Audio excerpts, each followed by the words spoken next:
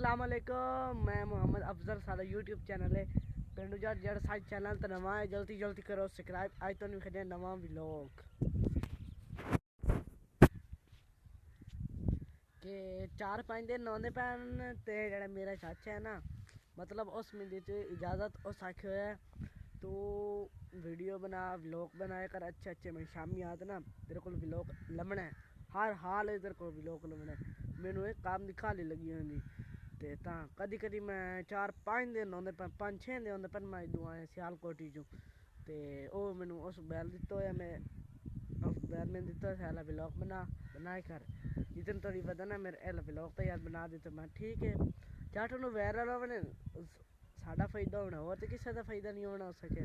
तेरा फायदा हो सी मेरा फायदा हो सी, तू चारा ने तू कमा से चारा ने मैं कमा सम तू व्लॉग अच्छे अच्छे कीते कर ते तां मैं देखो उसे डेरे ते आख लो ते पुराना डेरा है देखो इतने दिन बाद आया वेख ले।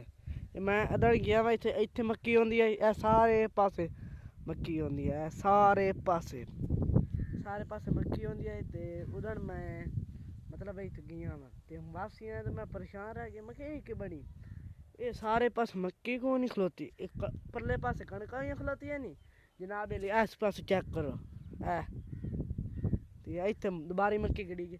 मक्की कमाल है यार, मैं गई झाकी बदलिया लगता पे वत उत्थों आया इत्थे। मैं आखेआ चलो उत्थे मेरा चौन दिल लग गया, मतलब इत्थे आए जनाब इत्थे मेरा दिल ना लगे, तबीयत खराब हो जावे।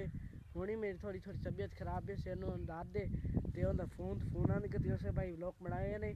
मैं कहा बड़े इन्ना सबर कर मतलब ये मैं बैल चाया हूँ 4 दिन तो पटते ना लगा है। मैं उरा इत्थे खलोता है वेखो इत्थे खलोता है वे इत्थे खलोता पिया ते मैं चलो एक अद्धा व्लॉग कर लवीए ते साढ़े असी जेड़ा व्लॉग तो नवा है ना जल्दी करना तो सब्सक्राइब ते अगले सोचते व्लॉग अगला सोचते ओ तुम विखाईसू अगला व्लॉग नवा साढ़े यूट्यूब चैनल में यार मेहनत करे दाढ़ी ना पहना यार थोड़ी ना हाथ लाया कुछ बटन दबाया करो चला मेहरबानी असी तुहाडी चट नू तुहानू अस दवावां देवनियां होर तो किसी ने देवनियां यार। तुस सब्सक्राइब करने शेयर करने कमेंट करने जट नू अस अग्गा बढ़ना है ना ते तुहानू दवावां करे सूं ते जेड़ सारी घर बाहर और VIP वार्ड में डेरा ही डेरा बनावन वाला है टूल शूल है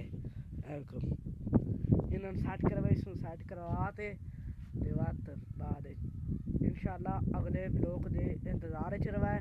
अगला व्लॉग तुहानू जल्द तो जल्द हाजिर करे। शुक्रिया।